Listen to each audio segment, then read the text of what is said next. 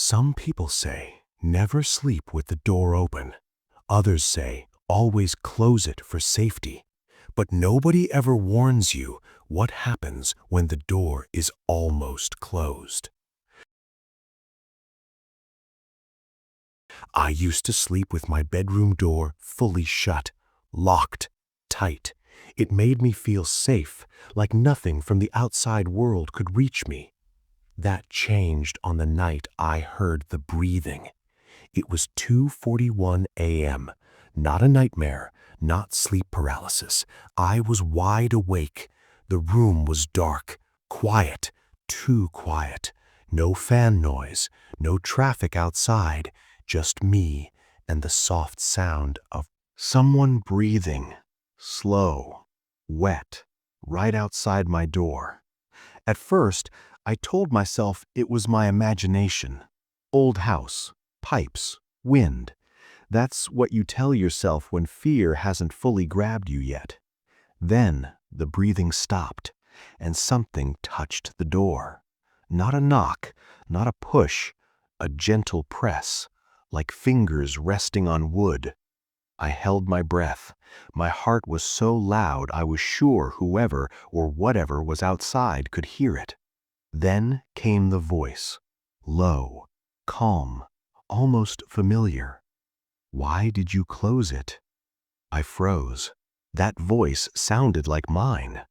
I didn't answer. I couldn't. The handle didn't turn.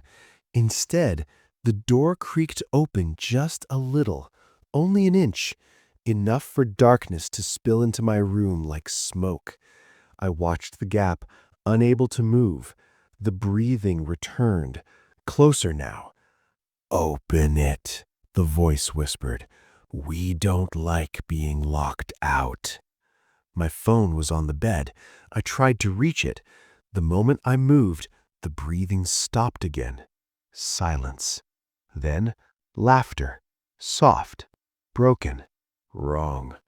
The door moved again, not opening, closing, slowly, until it was almost shut. That's when I noticed something. The light under the door. There shouldn't have been any. Hallway light was off, but there it was, a thin line of pale light, flickering like it was alive, and shadows moved inside it, tall, bent, too many limbs. One shadow leaned down and pressed its face against the crack. I saw an eye, not blinking, not human. It smiled, and suddenly memories hit me like a punch. I remembered being a child, sleeping with my door fully closed, hearing whispers on the other side. I remembered my parents telling me, never sleep with the door open. Then later, never close it all the way either. I never asked why. The eye pulled back. The door opened wider, just enough for fingers to slide in. They weren't hands. They were long, jointed the wrong way, tapping softly on my floor. "1 inch is enough," the voice said. "1 inch lets us watch." I screamed. The lights snapped on. Morning sunlight flooded the room. The door was fully closed, locked. My parents rushed in, panic on their faces. I tried to explain everything. The breathing, the voice, the eye. My mother went pale. My father looked angry, but scared. He checked the door. Then he checked the hallway. Then he checked me. "You closed it," he said quietly. I nodded. He whispered something under his breath. "What?" I asked. He hesitated. Then he said, "That door, it keeps them confused." My blood ran cold.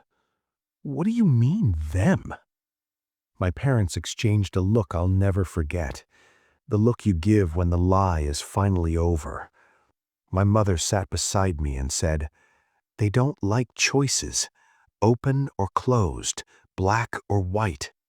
My father finished the sentence. "When it's not fully shut, they think they're invited."